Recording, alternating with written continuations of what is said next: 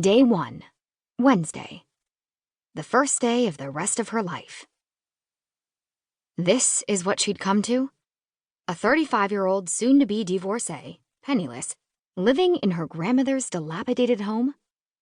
Doreen Merriweather, back to Doreen Montgomery now, parked her aging Honda Civic in the driveway of what was her new residence in the Lower Mission area of Kelowna, British Columbia, and stared.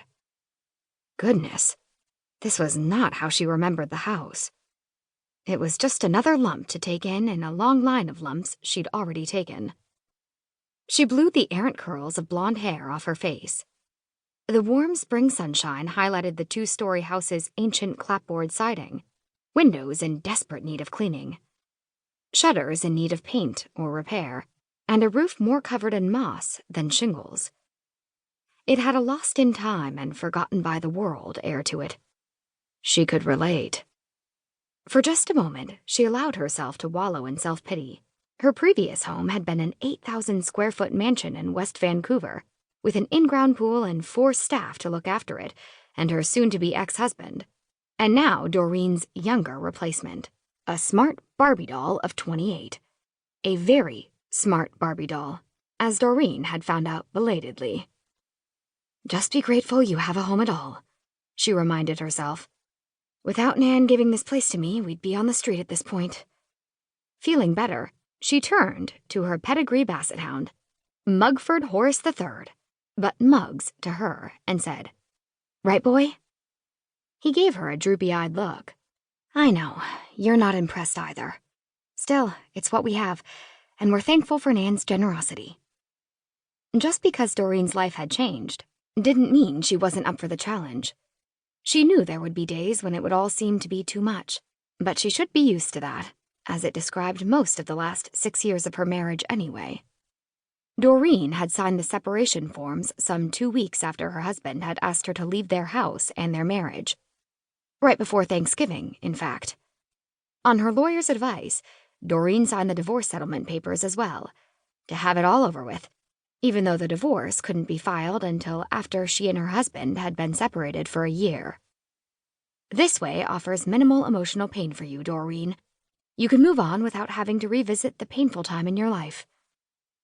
Only, shortly after signing all those papers, Doreen had found out that her divorce lawyer was her husband's lover.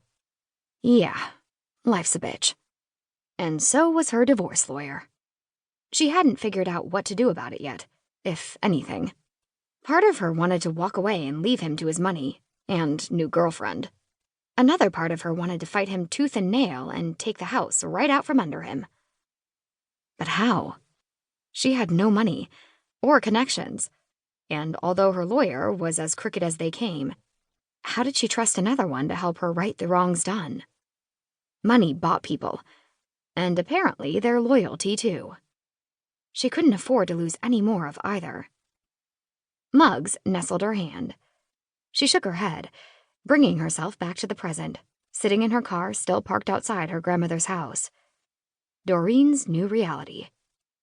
She pulled the keys from the ignition and exited her car. She walked up to the front door. Her grandmother, Nan, as she preferred to be called to avoid the old age stigma surrounding Grandma and all such other labels, had said the keys were atop the doorframe.